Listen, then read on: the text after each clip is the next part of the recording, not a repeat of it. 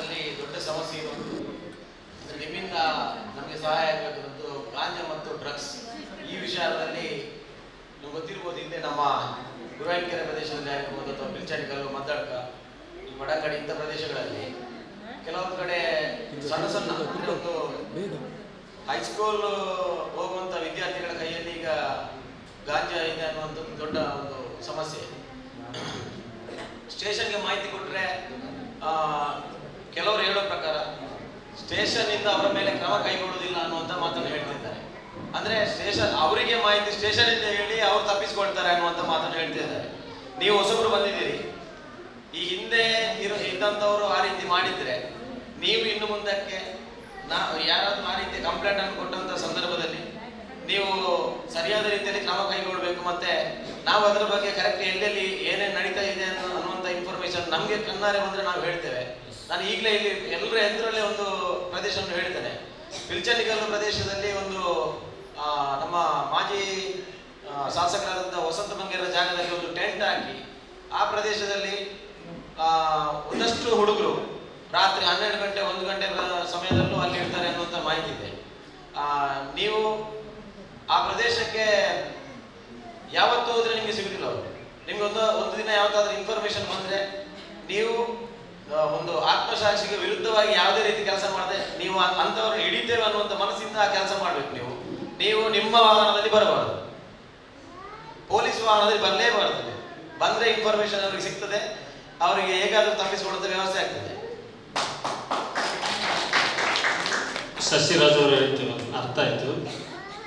ಒಂದು ವಿಷಯ ಅಂತ ನಾವು ಪರಿಚಯ ಇದ್ದವ್ರು ಕೇಳಿದ್ರಿ, ಏನು ಸರ್ ಚಡ್ಡಿ ಮೇಲೆ ಅಡ್ಡಾಡ್ತಿದ್ದೀರಾ ಅಂತ.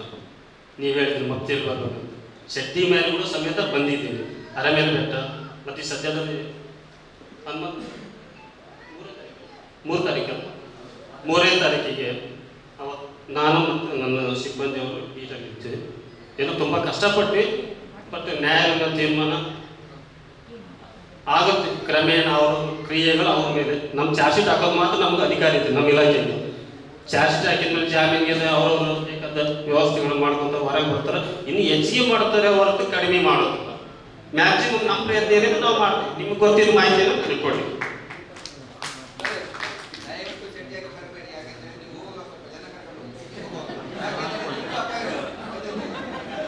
ಇಲಾಖೆಯಲ್ಲಿ ಅನುಭವ ಇದೆ. 15 ವರ್ಷ ಎಲ್ಲಿ ಹೇಗೆ ಅಂತ ಒಬ್ಬರೇ ಬರೋದಿಲ್ಲ. ಅಲ್ಲೇನೆ ನಮ್ಮ ಸ್ಟಾಫನ್ನ ಮಾಹಿತಿದಾರನ್ನ ಸೆಟ್ ಮಾಡಿರ್ತೀವಿ. ನಿಮಗೆ ಎಲ್ಲಿವರೆಗೆ ಪರಿಸ್ಥಿತಿ ಅಂತ ಹೇಳಿದ್ರೆ, ನಾನು ಒಂದ್ಸಲ ಫೇಸ್ಬುಕ್ ಅಲ್ಲಿ ಒಂದು ಪೋಸ್ಟ್ ಹಾಕಿದ್ದೆ ಇದೇ ವಿಚಾರದಲ್ಲಿ. ನಾನು ನನ್ನ ಊರಿನ ಬಗ್ಗೆ ಅದನ್ನು ಫೇಸ್ಬುಕ್ ಪೋಸ್ಟ್ ಹಾಕಿದ್ದು. ಫಾರಿನ್ ಇಂದ ಕರೆ ಮಾಡಿ ನಮಗೆ ಬೆದರಿಕೆ ಹಾಕುವಂಥ ವ್ಯವಸ್ಥೆಯನ್ನು ಮಾಡ್ತಾರೆ. ಅಷ್ಟರ ಮಟ್ಟಿಗೆ ಮುಂದುವರೆದಿದ್ದಾರೆ. ನಮ್ಗೆ ಈಗ ಇಲ್ಲಿ ಮಾತಾಡಿದ್ದಕ್ಕೂ ನಮ್ಗೆ ವಿರೋಧ ಮಾಡುವಂತ ಒಂದಷ್ಟು ಜನ ಹೊರಗಡೆ ತಿರುಗಾಡ್ತಿರ್ತಾರೆ. ಹಾಗೆ ನಾವು ಹೇಳುದು, ನಿಮ್ಗೆ ಕೈಗೆ ಅವರು ಸಿಕ್ಕಿದ್ರೆ ಇಲ್ಲಿಂದ ಗಡಿಪಾರು ಮಾಡುವಂತ ವ್ಯವಸ್ಥೆಯನ್ನು ಮಾಡಬೇಕು. ನೀವು ಸಣ್ಣ ಸಣ್ಣ ವಿಚಾರಕ್ಕೆ ಯಾವುದೋ ಒಂದು ಸಣ್ಣ ಸಣ್ಣ ಗಲಾಟೆಯಲ್ಲಿ ಸಿಕ್ಕಿದವರನ್ನು ಯಾವುದೋ ರಾಜಕೀಯ ದುರುದ್ದೇಶಕ್ಕಾಗಿ ನನ್ನನ್ನು ಸೇರಿಸಿ ನನ್ನ ರೌಡಿ ಶೀಟರ್ ಮಾಡಿದ್ದಾರೆ. ನಾವು ಊರಿನ ಉಪಕಾರಕ್ಕಾಗಿ ಹಲವು ಕೆಲಸಗಳನ್ನು ಮಾಡಿದ್ದೇವೆ. ಆದ್ರೆ ಅಂಥವರನ್ನು ರೌಡಿ ಶೀಟರ್ ಹಾಕಿ ಊರಿಂದ ಗಡಿಪಾರು ಮಾಡುವಂತ ವ್ಯವಸ್ಥೆಯನ್ನು ನೀವು 100% ಮಾಡಬೇಕು. ಆಗ ಈ ವ್ಯವಸ್ಥೆ ಇಲ್ಲಿಂದ ದೂರ ಆಗ್ತದೆ ಅಂತ ನನ್ನ ಮಾಹಿತಿ. ನೀವು ಹೇಳಿದ ವಿಚಾರವನ್ನು ನಮ್ಮ ಮೇಲಧಿಕಾರಿಗಳ ಗಮನಕ್ಕೆ ತಂದು ಇತ್ಯರ್ಥಗೊಳಿಸಿದೆ. ಸಚಿರಾಜ್ ಶಿಂದೆ ಅವರ ಮಾತಿಗೆ ಅವರು ಹೇಳಿದ್ದು 100% ಕರೆಕ್ಟ್. ಅವರಿಗೆ ಸಹ ನಾವು ಮೊದಲಿನ ಡಿಪಾರ್ಟ್ಮೆಂಟ್ ಬೀಟರ್ ಇದ್ದವರಿಗೆ ನಾವು ಇದೇ ಈ ಥರ ಇನ್ಫಾರ್ಮೇಶನ್ ಕೊಟ್ಟಿದ್ದೀವಿ. ನಾವು ಇವರಿಗೆ ಡಿಪಾರ್ಟ್ಮೆಂಟ್ ಇನ್ಫಾರ್ಮೇಶನ್ ಮಾಡುವಾಗ ಅದೇ ಅವರು ಹೇಳಿದಾಗಿದೆ, ಅಲ್ಲಿಂದನೇ ಡೈರೆಕ್ಟ್ ಅವರಿಗೆ ಕಾಲ್ ಬರ್ತಾರೆ, ನೀವು ಇಲ್ಲಿಂದ ಹೋಗಿ ನಾವು ಬರ್ತಾ ಇದ್ದೇವೆ ಅಂತ. ಇದೊಂದು ನೀವು ಮನಸ್ಸಾಕ್ಷಿಯಾಗಿ ನೀವು ಹೇಳ್ಬೇಕು. ನಿಮ್ಮಲ್ಲಿ ನಾವು ಇನ್ಫಾರ್ಮೇಶನ್ ಕೊಟ್ಟರೆ ನೀವು ಯಾರಲ್ಲೂ ಇದನ್ನಿದೆ ನೀವು ಆ ಕೆಲಸ ಮಾಡ್ತೀರ ಅಂತ ನಮಗೆ ಒಂದು ಮಾಹಿತಿ ಕೊಡಬೇಕು. ಎರಡನೇ ವಿಷಯ, ಟ್ರಾಫಿಕ್ ನಮ್ಮ ಸರ್ಕಾರಿ ಶಾಲೆ ಇದೆ, ಗುರುವಾಂಕೆರೆ ಇದೆ, ಬಿಲ್ಚಣಿಕಲ್ಲು ಶಾಲೆ ಇದೆ. ನಮಗೆ ದಾರಿಯಲ್ಲಿ ನಡಲಿಕ್ಕೆ ಆಗುವುದಿಲ್ಲ.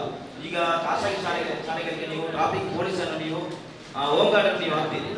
ನಮ್ದು 1 ವರ್ಷ 2 ವರ್ಷ ಮುಂಚೆ ನಾವು ಮನವಿ ಮಾಡಿದ್ದೇವೆ, ನಮ್ಮ ಸರ್ಕಾರಿ ಶಾಲೆಗೂ ನೀವು ಟ್ರಾಫಿಕ್ ಪೊಲೀಸನ್ನು ಹಾಕ್ಬೇಕಂತೇಳಿ. ಸರ್ಕಾರಿ ಶಾಲೆಯ ಮಕ್ಕಳು ಒಂದು ಆಚೆ ಹೋಗ್ಬೇಕಾದ್ರೆ 2 ಸಲ ಆಕ್ಸಿಡೆಂಟ್ ಆಯಿತು. ಬಿಲ್ಚಣಿಕಲ್ಲು ಆಗಿದೆ, ಗುರುವಾಂಕೆರೆ ಆಗಿದೆ. ಅಧ್ಯಕ್ಷರಿಗೆ ಗೊತ್ತಿರ್ಬೋದು, SMS ಅವರಿಗೆ. ಅದೊಂದು ನೀವು ನಮಗೆ ಟ್ರಾಫಿಕ್ ವ್ಯವಸ್ಥೆಯನ್ನು ನೀವು ಹಾಕ್ಬೇಕು. ಮತ್ತೆ ನಾವು ಬಿಲ್ಚಣಿಕಲ್ಲು ಶಾಲೆಗೆ ಸರಿ 2 ಬ್ಯಾರಿಗೇಡ್ ನಾವು ನಮ್ಮ ಸ್ವಂತ SGMC ಅವರು ಮಾಡಿದ್ವಿ ಬ್ಯಾರಿಗೇಡ್ ಅನ್ನು. ಅದನ್ನು ಪೊಲೀಸ್ ಇಲಾಖೆ ಅವರು ಎಲ್ಲಿಗೆ ತಗೊಂಡೋಗಿ ನಮಗೆ ಗೊತ್ತಿಲ್ಲ. 2 ಬ್ಯಾರಿಗೇಡ್ ಇತ್ತು, ಅದನ್ನು ನಮಗೆ 2 ನಮ್ಮ ಶಾಲೆ ಹತ್ರ ನೀವು ಮುಟ್ಟಿಸಬೇಕು. 2 ಬ್ಯಾರಿಗೇಡ್ ನಮ್ಮದು ಇಲ್ಲ ಶಾಲೆದು, ನಾವು ಮಾಡಿಸಿದ್ದು ಸ್ವಂತ. ಅದನ್ನು ನಿಮ್ಮ ಎಲ್ಲಿಯೋ ಪಂಚಾಯತಿಗೆ ನೀವು ತಗೊಂಡು ಹೋಗಿದ್ದೀರಿ, ನಾವು ನೋಡಿದ್ದೇವೆ. ತಗೊಂಡು ಬರ್ತಾರೆ ಅಂತ ಹೇಳಿದ್ದೀರಿ, ಇಷ್ಟವರೆಗೆ ಸಲ್ಲಿಲ್ಲ, 3 ತಿಂಗಳಲ್ಲಿ. ಅಗತ್ಯ ಕರ್ತವ್ಯಗೋಸ್ಕರ ತಗೊಂಡು ಹೋಗಿದ್ರೆ ಅದ್ರ ಮಾಹಿತಿ ಇದ್ದರೆ ನಾನು ನೀವು ಕಲಾಂಧರ ಕಾಲ್ ಮಾಡಿ ತಿಳಿಸಿ ಕೊಡಲಿಕ್ಕೆ ವ್ಯವಸ್ಥೆ ಮಾಡ್ತೀನಿ. ನಾನು ಒಂದು ಯಾವುದೇ ಮಾಹಿತಿ ಕೊಡಿ, ಪ್ರಾಮಿಸ್ ಆಗಿ ಗಾರ್ಡ್ ಪ್ರಾಮಿಸ್ ಹೇಳ್ತೀನಿ, ಗೌಪ್ಯವಾಗಿ ಹೇಳ್ತೀನಿ, ಆಯ್ತಾ? ಮತ್ತೆ ನನಗೇನು ಭಯ ಇಲ್ಲ, ಈ ಕೇಸ್ ಮಾಡಿ ವರ್ಗಾವಣೆ ಮಾಡ್ತಾರೆ ಅದು, ಯಾಕಂದ್ರೆ 500 ಕಿಲೋಮೀಟರ್ ಅಂತ ಬಂದ್ಬಿಟ್ಟಿದ್ದೀವಿ. ಡಿಸ್ಟಿಕ್ ಯಾವ ಮೇಲೆ ಹೋದ್ರೆ 55 ಕಿಲೋಮೀಟರ್, ಜಾಸ್ತಿ ಇಲ್ಲ, ಭಯ ಇಲ್ಲ, ಗೌಪ್ಯ 100% ಸಕ್ಸಸ್ ಮಾಡ್ತೀವಿ.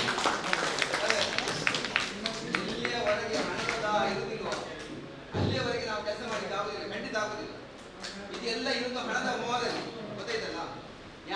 ನಾನು ಯಾರಂತ ಹೇಳುದಿಲ್ಲ, ವಿಷಯ ಇಷ್ಟೇ. ದುಡ್ಡಿನ ಹಿಂದೆ ಹೋಗಿ ನಾವೊಂದು ಕಾಲ್ ಮಾಡಿ ಹೇಳಿದ್ರೆ ನಮ್ಮ ಹೆಸರು ಅವರಿಗೆ ಹೇಳ್ತಾರೆ. ಯಾಕೆ ಬೇಕದು? ನಮಗೆ ಬೇಕಾ? ನಾವು ಯಾಕೆ ಸಿಟಿ ಕೊಡಬೇಕು ಸರ್? ಇದೇ ಬೇರೆ ಎಲ್ಲ ಸರಿ ಮಾಡ್ಲಿಕ್ಕೆ ಆಗ್ತದೆ, ನೀವು ಎಲ್ಲ ಸರಿ ಆಗ್ತದೆ. ನನಗೆ ಬಂದು ಮಾರ್ಚ್ 10th 12th ನಾನು ರಿಪೋರ್ಟ್ ಮಾಡ್ಕೊಂಡಿದ್ದೀನಿ. ಆ ನಂತರ ನಾವು 2 ಕೇಸ್ ಮಾಡಿದ್ದೀನಿ.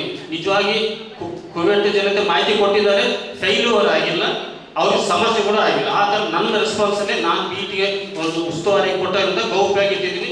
ಕೆಲವರಿಗೆ ಗೊತ್ತಿದೆ, ಸತ್ಯ ಇದೆ. ಇನ್ನೊಮ್ಮೆ ಆಗಿ ನಾವು ಪುನಃ ಫೋನ್ ಮಾಡಿ ನೋಡ್ತೇವೆ. ಒಂದು ವೇಳೆ ನೀವು ಮಾಡಿ ನಿಮ್ಮನ್ನು ನೋಡುದಿಲ್ಲ, ನಾವೇ ಯಾರು ತಪ್ಪು ಮಾಡಿದ್ರೆ ಶಿಕ್ಷೆ ಸಿಗಲೇಬೇಕು. ಯಾಕೆ ನಾವು ಏನಾದ್ರೂ ತಪ್ಪು ಮಕ್ಕಳು ಮಾಡ್ಬಾರ್ದು ಅಂತ ನಾವು ಹೇಳುದಂತೆ, ನೀವು ಅದಕ್ಕೆ ಸಪೋರ್ಟ್ ಮಾಡಿದ್ರೆ ನಾವು ಯಾಕೆ ಸಿಗುದು? ಊರು ಒಳ್ಳೇದಾಗಬೇಕು. ಯಾವ ನಮ್ದು ಊರು ಒಳ್ಳೇದಕ್ಕೋ ಊರು ಬೆಳಗ್ಗೆ ಸಂಪೂರ್ಣವಾಗಿ ನಾವು ಸಹಕಾರ ಮಾಡ್ತೀವಿ. ನೀವು ಕಾಲ್ ಮಾಡಿ, ಒಂದೇ ಮಾಹಿತಿ ಲೀಕ್ ಔಟ್ ಆಯಿತು ನನ್ನಿಂದಂತೆ, ನೀವು ಸೀದಾ SP ಹತ್ರ ಹೋಗಿ CDR ಹಾಕ್ತಾರೆ. ಆ ಮಾಲ್ತೇಶನ್ ಅವರು ಮಾಹಿತಿ ಲೀಕ್ಔಟ್ ಮಾಡಿದ್ರೆ ಅವ್ರಿಗೆ ಕ್ರಮ ಕೈಗೊಳ್ಳುವಂತೆ ತೊಂದರೆ ಇಲ್ಲ, 100%. ನೀವು ಮಾಡಿ ಒಂದು ಭರವಸೆ ಸರ್, ಈಗ ಒಂದು ನಿಮಗೆ ಒಬ್ಬ ಗಾಂಜಾ ಹಿಡಿತಾನೆ ಅಂತ ಗೊತ್ತಿದೆ, ಅವನ ಕೈಯಲ್ಲಿ ಸಿಗದಿದ್ರು ಅವನ ರಕ್ತದಲ್ಲಿ 100% ಸಿಗ್ತದೆ. ಒಂದು ವಿಷಯ, ಇವತ್ತು ರಕ್ತದಲ್ಲಿ 100% ಸಿಗ್ತದೆ. ನಾನೊಂದು ಹೇಳೋದೇನು ಅಂತ ಹೇಳಿದ್ರೆ, ನೀವು ಒಬ್ಬ ವ್ಯಕ್ತಿ ಒಂದ್ಸಲ ಅವನ ರಕ್ತ ಪರೀಕ್ಷೆ ಮಾಡುವಾಗ ಅವನ ದೇಹದಲ್ಲಿ ಗಾಂಜಾದ ವ್ಯವಸ್ಥೆ ಕಂಡು ಬಂದ್ರೆ, ಅವನು ಊರಿನಲ್ಲಿ ಏನಾದ್ರು ಅಂತ ಶೀಟರ್ ಅಥವಾ ಬೇರೆ ಏನಾದ್ರು ಕೆಟ್ಟ ಕೆಲಸ ಮಾಡುವಂತ ವ್ಯವಸ್ಥೆಯಲ್ಲಿ ಇದ್ದವನು ಅಂತಾದ್ರೆ, ಅಂತವನು ನಿಮ್ಗೆ ಅವ ಏನು ಗಾಂಜಾ ವ್ಯವಸ್ಥೆಯಲ್ಲಿ ಇರುವಂತವಂತಾದ್ರೆ ನಿಮ್ಮ ಇಷ್ಟ, ನೀವು ಯಾವ ಬೇಕಾದ್ರೆ ಎತ್ತಾಕೊಂಡೋಗಿ ಅವನ ಬ್ಲಡ್ ಟೆಸ್ಟ್ ಮಾಡಿ. ನಿಮ್ಗೆ ಗೊತ್ತಾದ್ರೆ ನಿಮ್ಗೆ ರಿಪೋರ್ಟ್ ಇರ್ತದಲ್ಲ, ನೀವು ಅದನ್ನೇ ಯೂಸ್ ಮಾಡಿ ಅವನ ಮೇಲೆ ಕೇಸ್ ಮಾಡಿ ಪದೇ ಅಂತವರನ್ನು ಒಳಗೆ ಕಲಿಸುವ ವ್ಯವಸ್ಥೆ ಮಾಡಿದ್ರೆ, ಒಂದಿನಲ್ಲಿ ಹೊರಗೆ ಬಂದು ಪರವಾಗಿಲ್ಲ, ಒಂದು ತಿಂಗಳು ಬಿಟ್ಟು ಮತ್ತೆ ಅದೇ ವ್ಯವಸ್ಥೆ ನೀವು ಮಾಡಿದ್ರೆ ಅವರಿಗೆ 100% ಬುದ್ಧಿ ಬರ್ತದೆ ಅಂತ ನನ್ನ ಅಭಿಪ್ರಾಯ. ನೀವು ಹೇಳಿದ್ದು ಅರ್ಥ ಆಯ್ತು. ಬಟ್ ಒಂದು ಸಲ ಗಾಂಜಾ ಬಾಡಿ ಹೋಯ್ತಂದ್ರೆ 75 ಡೇಸ್ ಬ್ಲಡ್ ಅಲ್ಲಿ ಇರುತ್ತೆ, 75 ಡೇಸ್. ಬಟ್ ಅದೇ ಪ್ರೊಸೀಜರ್. ಈಗ ಎಕ್ಸಾಂಪಲ್ ಒಂದು ಯಾರು ಗಾಂಜಾ ಸೇರಿದಂದ್ರೆ ಮೆಡಿಕಲ್ ಮಾಡೋದು ಟೈಲರ್ ಅದು ಹ್ಯಾಬಿಚುವಲ್ ಆಗುತ್ತೆ. ಕೆಲವೊಂದು ಅದಕ್ಕೆ ಕ್ರಮಗಳನ್ನು ನೋಡಿ ನಾವು ಪ್ರಕರಣವನ್ನು ದಾಖಲೆ ಮಾಡಬೇಕಾಗುತ್ತೆ. ಸರ್, ನನಗೆ ಅದು ಕಾನೂನು